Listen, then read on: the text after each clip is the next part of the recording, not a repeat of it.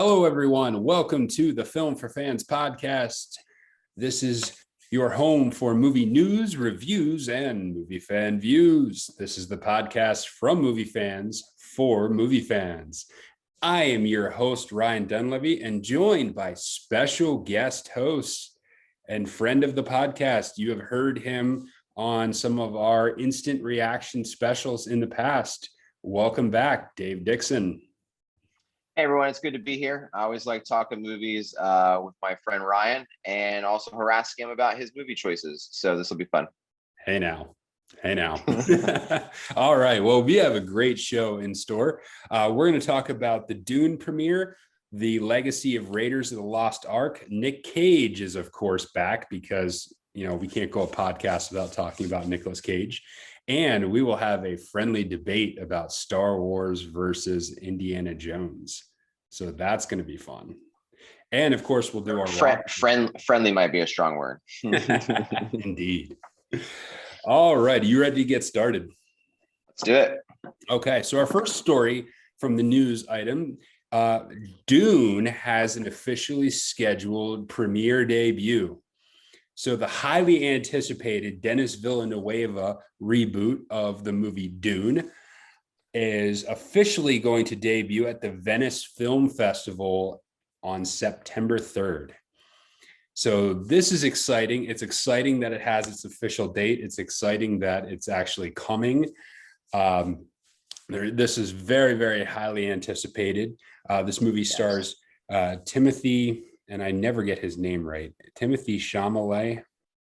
I think that's Zendaya. Rebecca Ferguson, Josh Brolin, Stellan Skarsgård, Dave Bautista, everybody's in this movie. Yeah, I will say one thing about this movie is you're mentioning the cast. It is well cast. If you've read the book and then you picture what those people look like, well cast, in my opinion. Yes, absolutely. So this will be the second time in recent years that Denis Villeneuve has debuted a film at Venice, previously in 2016 with Arrival, which was also another fantastic film, like most of Denis Villeneuve's works. So it's official. We have an official opening for Dune. So what are your thoughts on Dune coming up? Well, first, I've read the book. Okay. So that plays a role in it. And of course, if you've seen the previous movie version, I think you can only go up from here. Yeah. I love that Denis Villeneuve, I can't even say his name, Villeneuve, is getting the opportunity to do this. They gave him 2 films to do it in, which again, if you've read the book, you know that there's a level of nuance and detail to this story that certainly deserves a multi-film arc. And on top of that, the fact that a blockbuster-esque film is getting a Venice spot is always a good thing. Yeah. Venice sometimes has the air of being a little snooty or trying to, and especially with movies award shows these days and some of the culture pieces around it where it kind of gives that air of like, sometimes it feels like the Oscar people are better than everybody else. These kinds of things do help in those relationships. Mm-hmm. Yeah, and hopefully along those lines that this may open up the doors for potential Oscar consideration for Dune if it's as good as we are all hoping it is. Yeah, I mean, the story is as good. So now it comes down to the writing, it comes down to the acting, and of course, like cinematography. So, it is a hard book to bring into the film, particularly because it's written about a culture that most, especially like North Americans or even like Western Europeans, don't understand as well. It's based on Arabic or Muslim culture. Kind of overlaid with sci-fi and some of the nuances there.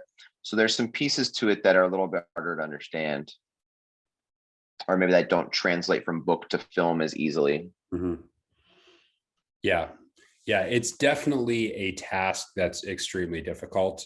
But if anyone's up for it, Dennis Villeneuve is. He has proven time and time again Yeah. that he can handle big pictures. He can handle that type of detail, nuance, and scale. I mean, Yeah. Blade Runner 2049 is a perfect example Yeah. of that in action. Yeah. I will say the difference, though, is that Blade Runner 2049 was a singular story with actually very few characters. Yes. The difference in here is really the multi-layer of the story arcs. And if you've picked up the book, you know, the Dune, Frank Herbert's class. I mean, one, it's a classic for a reason, and two, it's a thick book. It is. You know, it's definitely not for the faint of heart. So there's a lot of story to tell here, a lot of character interaction. Of course, it centers on Tim Chow. I can't remember say his last name either. His character and Zendaya's character, but there's a lot of character to interweave, and so it'll be really interesting to see what he brings into the script and then what he leaves behind. Yeah, it will, because you never can get it all in. I mean, even if you're going full Peter Jackson on it, you're not going to be able to get everything. Yeah, exactly. You know, but Stellan Skarsgård as Baron Harkonnen, I mean, the way that he's described in the book, he'll be able to play that to a T.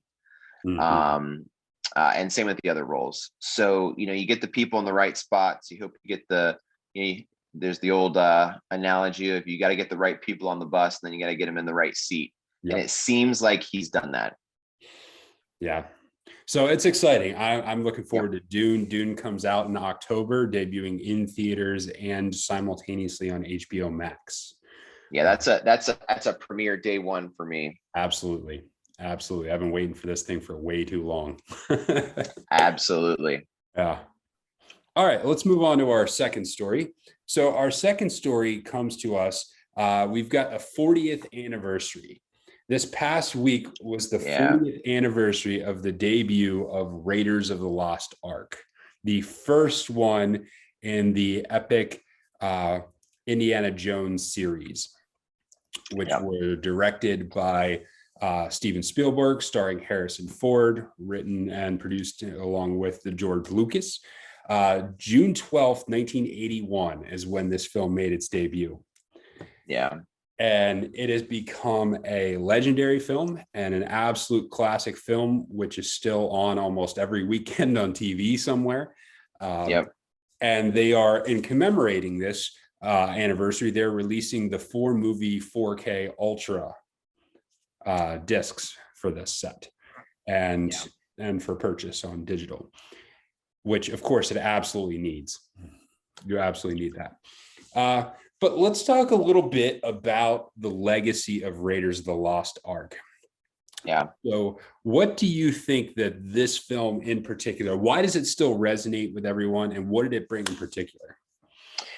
Yeah, you know, this film came out in 1981, I believe, was the year, right? So 40 years, I'm doing the math in my head. So 81, right? So I think the number one thing that it brings is, you know, when the 80s were rolling around, there was still this sense of like adventure, of like what's out there to be discovered, what's new to find, you know. And so with Indiana Jones and even the character Marion and others, there's this sense of like that there's people out there that go find new things, that there's treasure to be discovered and new stories to tell and things that, you know, have mysteries to be explained, you know. And so to me, that's the number one thing, right? There's this sense when you watch the movie, and, you know, it's well directed. It's Steven Spielberg in his heyday. You know, it's classic Harrison Ford. You know, it's a fantastic John Williams score. All of those things are there. The classic action tropes of the 80s and 90s are there. But what sets it apart is its sense of adventure, like its sense of mystery. And to me, that's one of the biggest pieces of its legacy. Yeah, it really does appeal to that, to the human desire for adventure, that human mindset to explore and to and defined. It Yeah. really does capture that part of the imagination. Oh yeah, I remember. So, this was back in the days of VHS, and so my parents had recorded it off of TV. Mm. And as a kid, I would watch that. I mean, I had that VHS rolling in there, and so I don't know how many times I watched Raiders of the Lost Ark and several of the other ones as well, not just that one. But there was something that was just, it was adventurous, it was fun, it was there was a sense of like, while Indy was doing things new, he was also like standing up for what was good in the world. Of course, standing against the Nazis, that makes it easy to do. But yeah, there's that, to me, that sense of adventure was what it was all about, and it just captured that so well. Mm-hmm. And he has such a dual character, the uptight professor of history, the Yeah. supposedly like boring subject of history where he's in his classroom teaching. On the other side, he's got his hat and his whip and he's out there running all over the globe getting shot Yeah. at. Yeah. Yeah. Which again goes back to like the whole piece of adventure. Like, he wasn't about the boring day job. Mm-hmm. He did it to fund his work, but that there's a sense of like, outside of my work, there can be something else, or of course the summer, it kind of has the other summer blockbuster tropes in there of the girl that kind of rekindles the old flame, fighting against the Nazis, something of literal biblical proportions in the Ark of the Covenant. All of those things are there, and that's kind of what makes it so great. Yeah, and I think it was also helped out that it is a period piece. So Yeah. that always helps because it doesn't appear dated, because it was It ages specifically better. Yeah. related to that time. And so as long as you don't just absolutely make the worst, all the terrible, awful graphics, as long as there's not all that, which there isn't. Well, except for the final scene. Yeah, the last scene is. But I was terrorized forever as a child watching that poor guy's head melt off, which of course was just a big wax figure. That doesn't hold up very well. No, it doesn't. But it was memorable though as a kid. Like you were like, what? Like his face just melted. And I think I talked about this on a previous podcast, but this was actually the movie that helped lead to PG-13, because too many people took their kids to see this movie, and then the faces started melting off and the heads started exploding and everyone lost their minds. Yeah. Like, all right, we need an in between. They probably shouldn't go back and watch PG movies from the 70s then, because that's a whole nother So it's great. It's a fantastic movie. We're going to get into a little bit more Indiana Jones talk here in a few minutes. So let's move on to our third story. And it would not be a Film for Fans podcast if we somehow did not mention Nicolas Cage. And Nicolas Cage is back, as only Nicolas Cage can.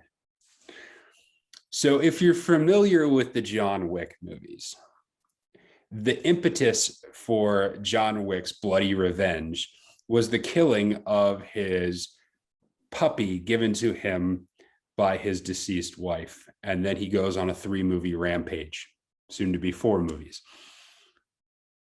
Nicolas Cage obviously thought that this was an idea to be copied. So he's back with a film called Pig. Nicolas Cage has his pig stolen, and therefore he goes on his own version of a rampage. So this is supposed to be what this movie is about, and it says this.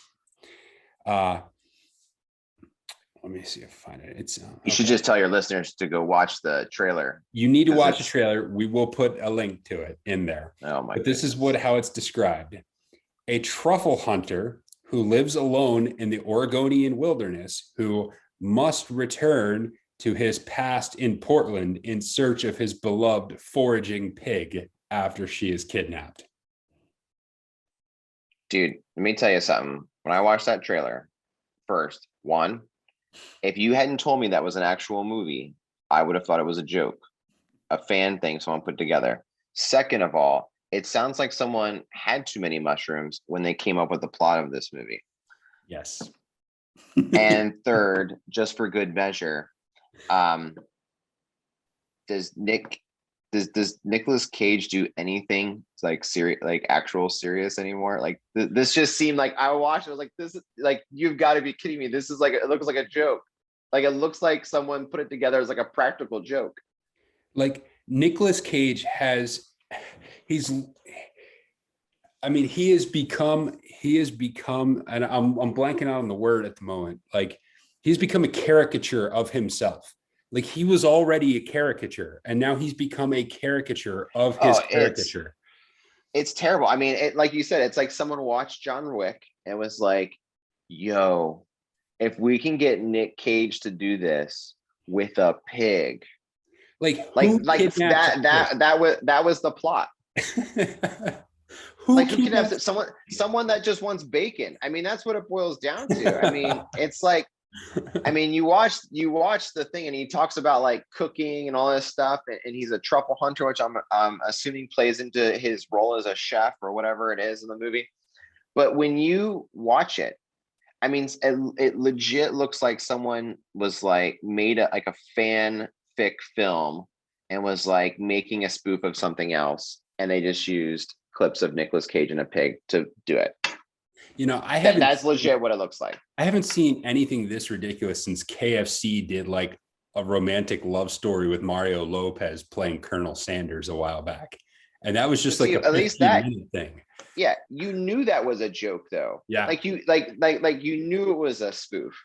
Yes. This is like, I mean, at least in the trailer, if without any more context, it looks like they're being serious. Yeah. And yeah, that's frightening. There are several things I don't understand. One is, how does Nicolas Cage keep getting these movies made? Like who is financing these things at this point? And secondly, it's obviously clear that the man has no shame. He has absolutely literally do anything. No, I mean, I do wonder about his budget. Because it could be that he has no shame because he realizes that there are bills to pay. And if someone will pay him to hunt people down for taking his pig, why not? Why not? I mean, he's already done Left Behind. How much worse can it get? Indeed. And you know, there's so many, yeah. It almost seems like his time has passed. I don't want to say it has passed because I certainly would like to believe that he could step it up at some point, but this is not it. Yeah, it's not looking good because I mean, at this point, how do you not taint your own film by hiring Nicolas Cage at this point? I mean, I don't know. Yeah, so I mean, the only thing I can think of is like the guy needs like an epic cameo. Yes. So like he needs, you know, he needs an epic cameo where like there's other stars in the movie, and then out of nowhere comes Nick Cage, and you're like, whoa, that's Nick Cage, and that's how you get him back. That's how, you know, you revive the career. But yeah, again, who does that? I don't know. We're looking at you, Marvel. Hey, your time, Marvel. That's a good point. I'll take it. Actually, yeah. I'm sure they'll find him something. But yeah, I can't take that movie seriously. I'm sorry. Yeah. The only other thing I could think, if it's not a cameo, it has to be a sequel. There is a Face Off 2 coming at some point. Nah, man, both him and John Travolta are just too old. And I don't care if they bring back new actors. It's too long. Yeah. It's too long. It's like the Space Jam thing all over again. You can't bring back the 90s. The 90s happened, and you know, there was the things about that, but you can't recreate that moment. It's just not the same story. It is not. And LeBron James, you're no Michael Jordan. That's a whole other thing. All right. So we will leave Nick Cage in the dust at this point, and we will move on to our discussion items. Yeah. Okay, so let's begin with this. In honor of the 40th anniversary of Harrison Ford. And we've been talking recently on the podcast about Star Wars. Which is Harrison Ford's best trilogy? The original Star Wars trilogy or the Raiders of the Lost Ark? All right. So before I answer, I got to ask, when you say best, are you saying like which of the movies are the best, or like was Harrison Ford's role in them the best? Let's start with the Harrison Ford part. Now, obviously, he goes from he was the main character. He was the man in the Raiders of the Lost Ark, where he was just a part of the original Star Wars trilogy. However, his characters in both trilogies are iconic and legendary. Yes. And it was the Star Wars trilogy that launched him. So let's start out with the Harrison Ford, and then we can move beyond that. For Harrison Ford, which is the best trilogy for Harrison Ford? In terms of Harrison Ford's acting and which character does he portray the best, it's got to be Indiana Jones.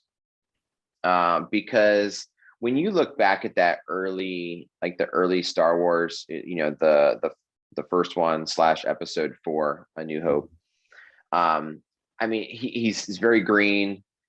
It's hard to even tell he's acting. If you've ever seen Harrison Ford like do interviews, it's kind of like he's always that snarky. But when you see him do Indiana Jones, there's the intellectual side that you get there. There's a little bit better of a character development that you get there. Some of his more iconic lines come in the Indiana Jones trilogy. Because really, other than I've got, or like, what does he say? Like, it's going to be bad or whatever. I got a bad feeling about. I got a bad feeling about this. And then his when Leia says "I love you" and he says or whatever it is, like you too or whatever. Like he doesn't even like say it back. That's really it. I mean, whereas like Indiana Jones, you've got the like snakes. Like I hate snakes. You've got like, and you've got the whip, and you've got the hat, and you've got all these like things that go along with it. And let's be honest, with the exception of the Kingdom of the Crystal Skull, the stories for Harrison Ford were better in the Indiana Jones trilogy. That's my argument. So I will, just for the sake of argument, I'll take the Star Wars end of this. And what I will say about the Star Wars end of this is that he is probably the character who represents kind of the linchpin in terms of, where Luke's at, you're rooting for Luke, but you want Harrison Ford to come around. Like you want him to be the man he's supposed to be. So he establishes himself early in the first film as this kind of rogue character, not really going off of anything. And he constantly has to be talked into everything. And so that constant resistance, that constant foil that he plays it in such a way that he's not annoying, but he's engaging. Like you want him to come around. You like him, you need him to come around.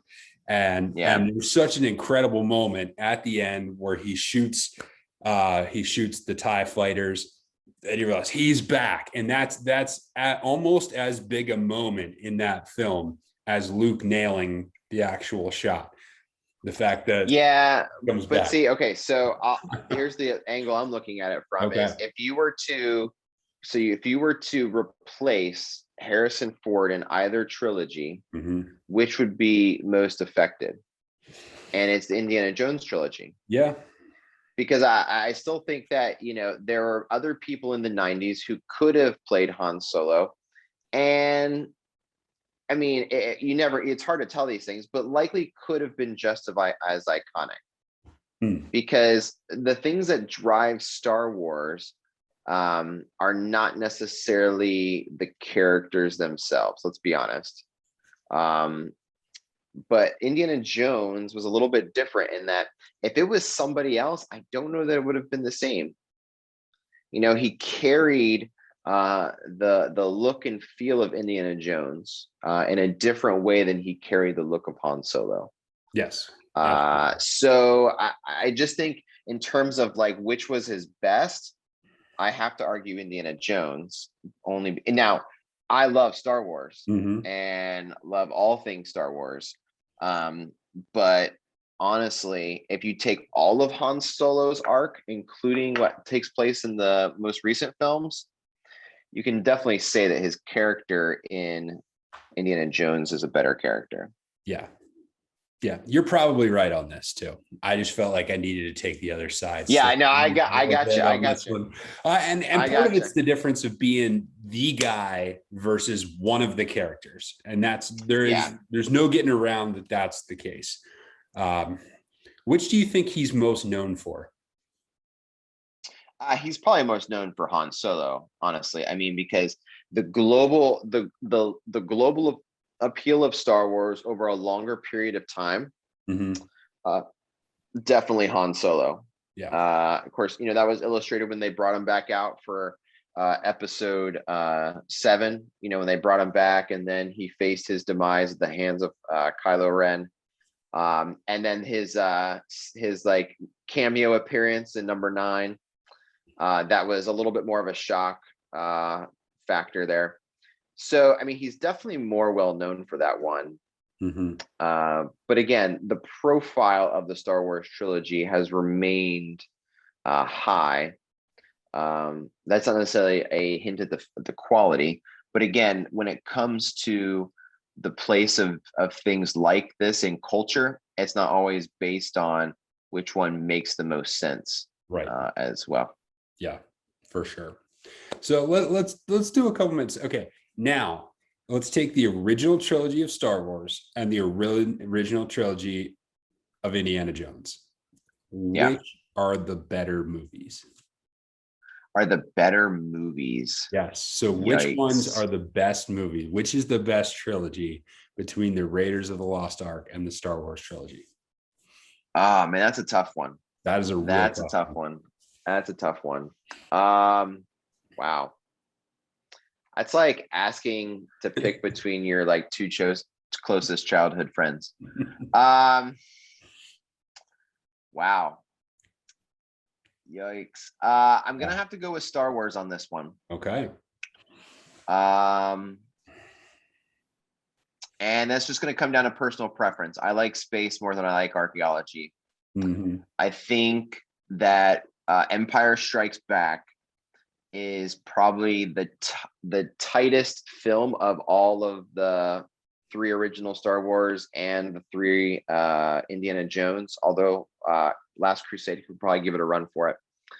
But Empire Strikes Back is the tightest. Everything that is iconic about Star Wars comes from Empire Strikes Back.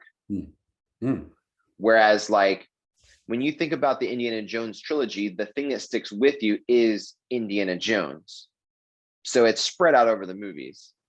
Whereas when we really think of like what's iconic about Star Wars, it's Empire Strikes Back. The music, the real look at Vader, the first glimpse of the Emperor, the scope of Star Wars and like the Empire itself, or the idea of what a Jedi really is, and all of those things that are iconic come from number 5. So I'm gonna say the Star Wars. Okay. I would say I'm gonna tackle along similar lines to you on this one. If it wasn't for Empire Strikes Back, I would say Raiders of the Lost Ark. Because now Last Crusade's way better. Indiana Jones. Indiana Jones. Okay. Because I also like The Last Crusade as my favorite one. But I would say the first and third films of Indiana Jones, I would put up there, if not slightly higher than the first and third from Star Wars. Because they are that good. They are that good.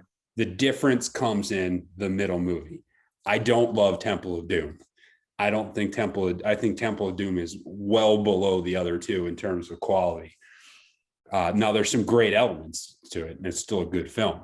But when you hold that up to Empire Strikes Back, it doesn't hold a candle to it. So I would argue that the Raiders of the Lost Ark and The Last Crusade are just as good, if not a little bit better, than Star Wars and Return of the Jedi. But Empire Strikes Back is significantly better than Temple of Doom. Oh yeah. It is the movie that made Star Wars go from blockbuster hit to cultural phenomenon. Yeah. I know people like to look back at the story of Luke, kid on a planet, two sons, like that whole longing type thing. But really, Empire Strikes Back is the one that put it in the realm of lore that it is. And honestly, for me, it took me a long time to really come around on Empire Strikes Back. As a kid growing up, it was my least favorite of the three films.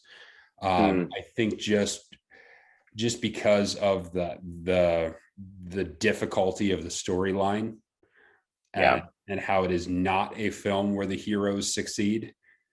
Yeah. I think that was just difficult for me as a kid to really get into and really wrap my head around. So it took me a while to come around to its greatness, as it were. Yeah. Yeah, absolutely. Okay. So let's move to our second discussion. And since we have Dave on the podcast here, and Dave is not a regular contributor, I thought we would just take a few moments and just talk with Dave about some of his favorite movies, some of the movies that he values the best, what you would consider your favorite movies. All right. So number one for me, top of the list, still sits Interstellar. Nice. Interstellar for me. Now, I'll unashamedly admit, a huge Christopher Nolan fan. I'm willing to argue about which Christopher Nolan film is the best.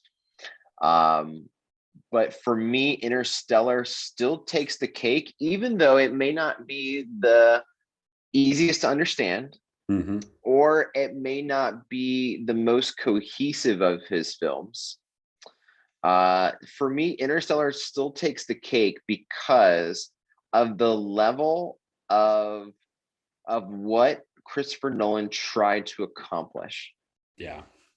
Of really trying to take something that is some with scientific proof, some scientific theory, and incorporate it into a story that let people feel the emotional weight of those scientific theories. Like, for me, like, to wrap your mind around that and then to get into a story that expands people's thinking on these things, to me, that's why it's his best film. The whole concept of the time moving backwards or at different speeds along the way, the way that when you watch the end of the movie, you realize what's actually been going on the whole time, the pieces of that, the way that he connects it together, all of those things for me make Interstellar number one.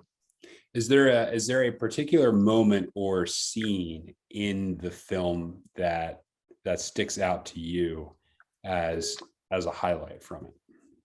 Yeah, so two jump out to me. One is when Matthew McConaughey and Anne Hathaway come back from the planet, and they come back in, and I cannot remember the actor's name. They come back and they're like, oh, well, we just made it back. And he's like, you've been gone like 15 years or 20 years or whatever. And they're like, what? And then he sits there and he watches all the videos and letters from his children, and he watched them go from joy to frustration that he hasn't written them back. And as a father, like, you get that sense of like, you're so torn because he goes to space to find a way to save humanity, but it's at the cost of the love of his own children, and how his daughter still loves him, but his son has given up on him, and the pain of that. And that leads to the second one, which is when he's in the the bookshelf labyrinth, which represents the theoretical physics concept of the brine, and where that sits. And as he's moving through time and he's watching his daughter, there's this moment where you get this sense of like, not just is he finding the solution to the problem, but he's actually reconnecting with his daughter. Mm-hmm. And there's something that's really powerful about that moment. That is just, again, you see the whole story come in circle, and the emotional weight of it really comes around. Yeah, and to take concepts as abstract as fourth dimension or a fifth dimension, Yeah. and Einstein's theory of relativity, and to create that level of emotion is fantastic. Yeah. Plus, you get a random cameo by Matt Damon, which is totally random. You're like, wait, that's Matt Damon. And then Matt Damon loses his mind for whatever reason. If you're listening to this and you love that movie, I would definitely recommend going and grabbing Kip Thorne, who is a theoretical physicist who played a role of consultant on that movie. He wrote a book after it explaining the theories that are in the movie, and he goes and actually explains which ones are real, which ones are theoretical, and which ones are like really far out there. And it's a fantastic book. All right, what's your next one? My second one, and this is a little bit of I guess an oldie at this point, really, but Gladiator. Man, every time I watch that movie, I want to go out and do something amazing. There's just something about being a man and standing up in front of Caesar and just watch, when Maximus stands in front of Caesar, especially that scene where iconic movie scene, Commodus comes out, says, "Gladiator, tell me your name."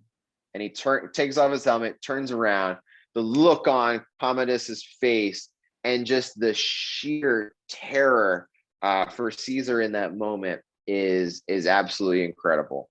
Mm-hmm. And while historically Rome didn't stand for as many good things as they like to point out in that movie, the idea of giving your life for what is right and what is good and what is true is something that we really need, particularly from men in our culture today. And it's something that Russell Crowe and of course Ridley Scott and the crew there portray us so well in that movie. Mm-hmm. And so, like, I feel like if you don't watch that movie, and especially as a guy, and there's not something in you that just says like, we need to go do something like right now, like then you've missed the movie. Plus, Russell Crowe was actually in shape for that movie. That might have been the greatest. Yeah, that movie. yeah. I mean, and it was again, I maybe not a truly original concept, but really one of the last great blockbusters that was an original script. Yeah. It wasn't based on a book or a comic book or anything like that. It was 2000s and in its finest. Yeah. And it did help launch that period of time where it brought back what they call the sword and sandal movies, where you've got a bunch of historical period pieces that followed on the heels of that. So we got several great films as a result of the success of that one. Yeah, and the story is even better if you watch the extended edition. Yeah. It's it adds another half hour or so, but let's be honest, you're already in for about two and a half hours at least anyway. The story is better. It's richer and turns in some top-notch performances from really pretty much everyone there on the crew. I mean, and all of the actors and actresses in that movie really turn in some of their best performances of their careers. Yeah. Do you got one more? No, I'm gonna stick with those for now. I mean, I can talk about Christopher movies all day, but we'll stick with those two for now. Yeah. Okay. Well, those are two great additions, and I would consider them near the top of my list as well. All right, so let's go into our watch list. These are movies that we've watched in the last week or very recently, that we will go ahead and talk about. So I'll start this one since we just talked to Dave about his films, and then we'll come back to one for him. So this week I watched The Interpreter, which was with Sean Penn and Nicole Kidman. And Nicole Kidman plays a UN interpreter who overhears something on a hot mic in the UN that she shouldn't have heard, about a plot against an African dictator, which leads to her being under suspicion, also being threatened. And Sean Penn plays the FBI agent who is assigned to investigate slash protect slash be around, that kind of thing. So this is an interesting film in that it delves into a lot of some of the African politics with some of the African dictators. They pick a generic country. They don't name a specific country, but it was very much things that we've seen happen in the continent of Africa over the years. A leader goes bad, becomes corrupt, becomes a dictator. It talks a little bit about the role of the UN, but it really is about Nicole Kidman's character, about where she comes from, about her past. And as the movie unfolds, you learn more and more and more about her character. There's a few elements that are, I think there's some implausibility in some of it, but it's an interesting movie. Have you seen this one? I have not seen that one actually. I do remember the trailers for that one, but just never got around to it. Yeah, so you can check that one out. The Interpreter. It's an interesting movie. Another one I watched was Basic. I've been touring through some 90s and early 2000s action movies, so I came around to Basic, starring John Travolta, Samuel L. Jackson, and Connie Nielsen, who of Gladiator. Yeah. It basically revolves around a group of trainees in basic training go out on a mission with a really hard-nosed commander, and when they go to pick them up, like they're shooting at each other, and only two of them survive. And Connie Nielsen is investigating, and then they bring in John Travolta to investigate as well. It is a complicated story, to say the least. I would argue that perhaps it is too complicated. There are several big twists and turns throughout all of it. And looking back, when you get to the end of the movie, after you've seen all the twists that come into play, you end up saying, really? Does that make sense now of the original part, of the original motive for the story? Does that really make sense? The other thing I found with this film is it does a lot of flashback scenes. As each character kind of tells their story, they go back and show you what it looked like from their perspective. And when these incidents happened, it was in the middle of like a hurricane. So half the movie is just loud pounding rain and wind and everyone shouting. So it really makes for a little bit of an unpleasant experience every time they go back to that, because there's just so much loud pounding rain and shouting. I think that actually hurts the overall course of the film. Yeah, so this one was one of those pieces. I feel like in that time period of the 90s, there was a lot more writing on star power than perhaps what we see in our movies today. So, getting John Travolta, Samuel L. Jackson back together. I mean, this was like, really two of the big action stars of the era. So it seemed like there was a little bit of like, hey, let's get these guys together, or we got the script. We got to get Travolta and Samuel L. Jackson back together, after their Tarantino movie. So like, we got to get them together to do this action film. That's kind of a little bit what it seemed like. Yeah. Yeah. So it was definitely not one of my favorites from that particular genre. Yeah. But quintessential for the 90s. I mean, let's be Yeah. honest. I mean, like you're talking about like average 90s film. That's the kind of stuff. Yeah. And the last one I watched was Star Wars: The Rise of Skywalker. I had mentioned on the podcast last week that I was going through and wanted to watch all the sequel trilogy straight through, because I don't think I'd actually done that, just to get a second look at them as a cohesive whole. So I finally came to The Rise of Skywalker, and I think that for me, that was clearly the best film of the last trilogy. You think so? I do. I mean, you use the word cohesive for those, and I would say cohesive is not the word that I would use. Well, what I wanted to see them all together. Yeah. Try and piece them all together. Not that they were cohesive, but that to see what it actually looks like as one giant story. So yeah, I mean, I gotta push back on your it's the best one. Okay. Because it yeah, I gotta disagree. I feel like well, let me lay out my reason. Okay, all right, fine. One real quick, and then you can counter that. So my beef with the first one is it is just way too much a copy of Star Wars Episode 4. It's so much of a copy of Star Wars Episode 4 that it's a little ludicrous. And the direction they went with that, I just wasn't super pleased with. The second one, the ridiculousness of the Finn storyline through that entire movie absolutely was awful. Poe Dameron was awful in that film too. There were some very good elements to it, but there were so many things that were just so terrible in it. Yeah.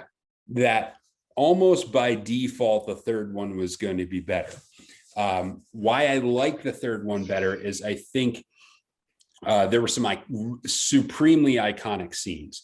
The lightsaber battle on the cliff with the ocean in the shadow of the fallen Death Star was top notch. That was one of the visually just absolutely stunning scenes. Yeah. I'll give you the visual on that one. Yeah. But really, yeah. I mean, and J.J. Abrams would later admit that they did not put the story together at one time, and they totally should have. Whenever you tell a trilogy, you've got to know. I mean, he knows this. Yes, you've got to have the arcs of the story. Otherwise, it doesn't make any sense. So I would say that iconic scene that you say is awesome at number 9 should have been in number 8. I agree. I agree. Mm-hmm. So that's why I actually think the first one, or so in this case, number 7, is the best of the 3. While yes, it is pretty much an exact copy of number 4. It was the only one that recaptured the magic. It's the only one that made you like feel like this is Star Wars. And so yes, was it a copy? Yeah, but it was and perhaps it's the nostalgia factor. Perhaps it's, seeing it back on the screen since the, early 2000s. But it's the only one that captured the magic of it. Because the deeper you go into 8 and then 9, actually it ruins all of the previous movies more. 7 doesn't actually do that. I would push back a little bit. I think what they did with the death of Han Solo, I think kind of hurt that a little bit. And of course, you're absolutely right in that, in 7, the way they handled Luke, I think really, really curtailed that magic for sure. But it's an interesting argument because I can see where you're coming from there. I can see. I don't mind the death. I don't mind the death of Han Solo. So, which actually goes back to our Harrison Ford argument. Harrison Ford wanted to die in Return of the Jedi, but Lucas wouldn't let him. So I think Harrison Ford was done with Star Wars. which is interesting because he came back for Indy, but he didn't really want to come back for Star Wars until they Yeah. flashed him the cash. Yeah. Okay. So what did you watch? What did you watch this week? So this is going to be a little bit of a pullback in the vault. But as I've been Ryan and I talked movies for a long time. Watch a lot of movies. One of the things we do outside of movies is talk about culture. And one of the movies that always seems to pop up every now and then around culture is a classic called Idiocracy.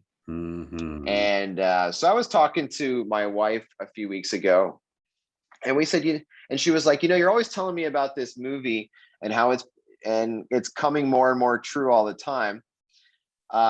We should watch it. So we did. We watched it last week, and the disturbing part about it is that it was actually a more accurate picture of things going on today than I remembered it being from the last time I watched it, probably about 10 years ago.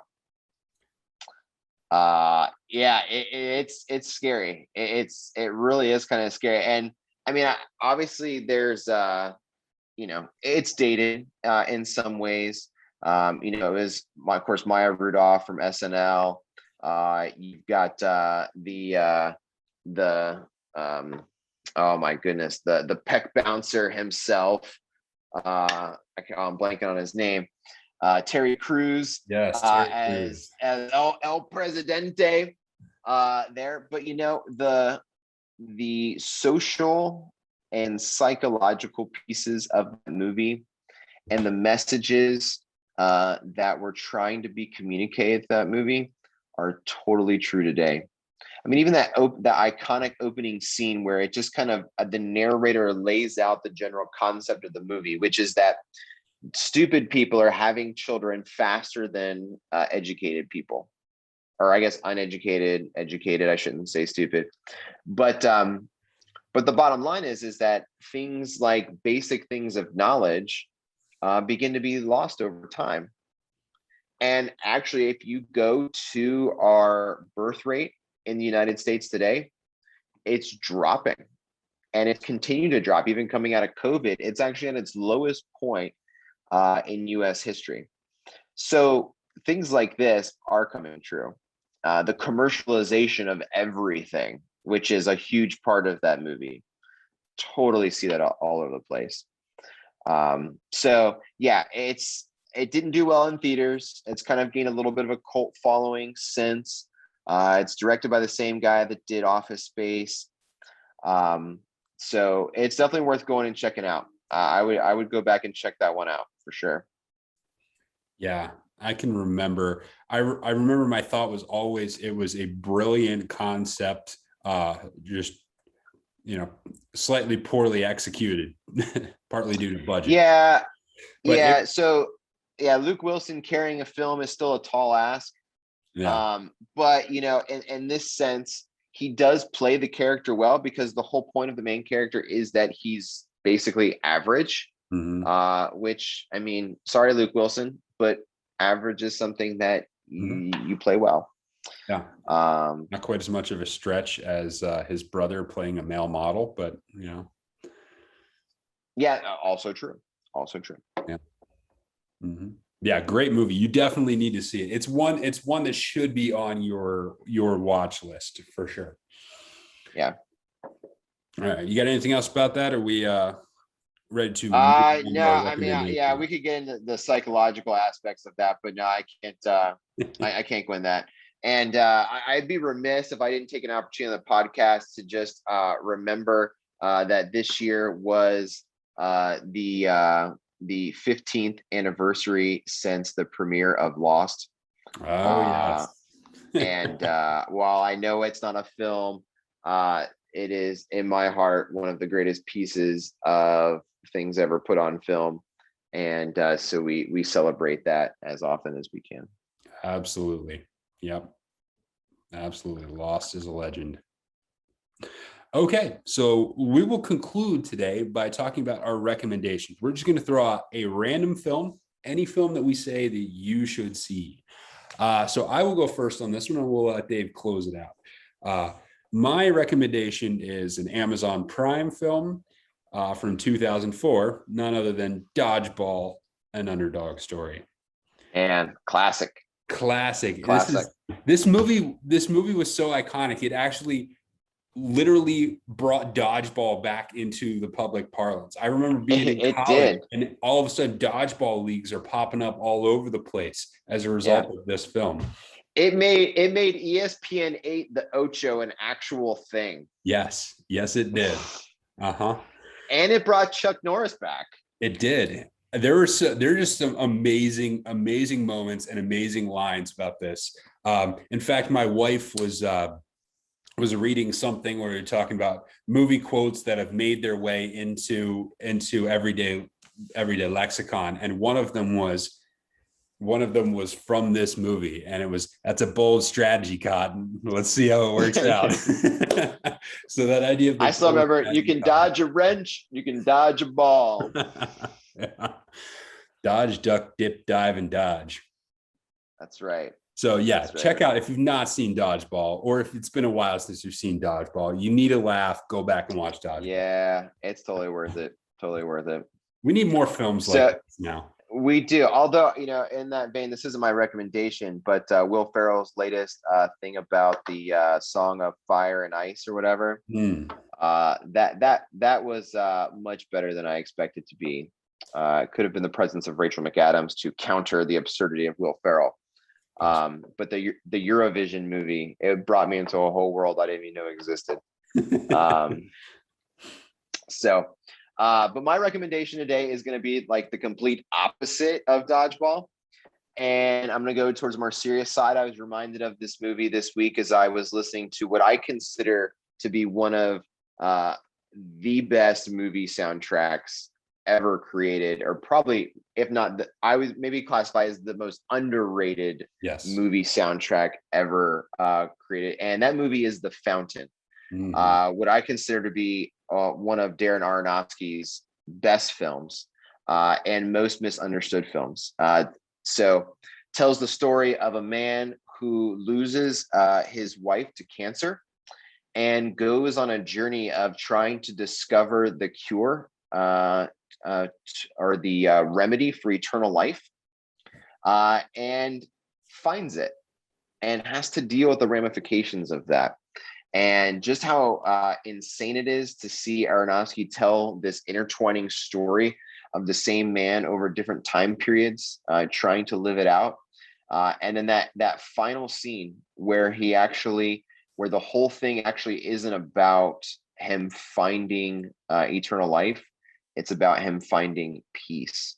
And I mean, I still remember when you and I actually saw that in theaters. We went with a group of people that looked at us afterwards and said, "I don't get it." But it is legitimately, of course, some of the Buddhist concepts aside, one of the most beautiful movies and really tight movies that I've ever seen. Yeah, that's certainly on my list of favorites. It is extremely well done, and not enough people have seen it.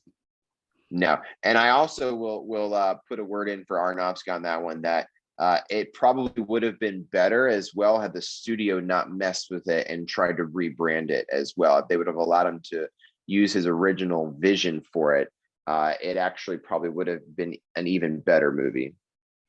Yeah, absolutely. Well, everyone else is getting director's cuts of everything and relaunches. Maybe we can somehow grassroots a director's cut of The Fountain. Yeah, I'm not even sure it's sold well enough on DVD to warrant a director's cut, but whatever. Well, I don't know if you heard, if you saw this, but we talked about, I think it was last week on the podcast, we talked about fans creating a Super Mario extended edition from the Super Mario movie. And they found on a VHS somewhere like 30 extra minutes of the Super Mario movie and went through and created an extended edition of the Super Mario movie. So if that Wow. can get us an extended edition, we can somehow figure Yeah, out. absolutely. Gotta I'll start. I'll listen. put it. I'm gonna. I'll start the hashtag now. We'll see if Aronofsky picks it up. Yep, let's do it. All right. Well, that is the show. Thank you for tuning into Film for Fans. Make sure you rate and subscribe. Share the podcast with your friends. We'd love to have more of you around. Send us a message and give us a comment if there's something that you want to discuss. Also, visit filmforfans.com where we have reviews and articles and lots of fun things for you to check out. Until next time, enjoy the movies.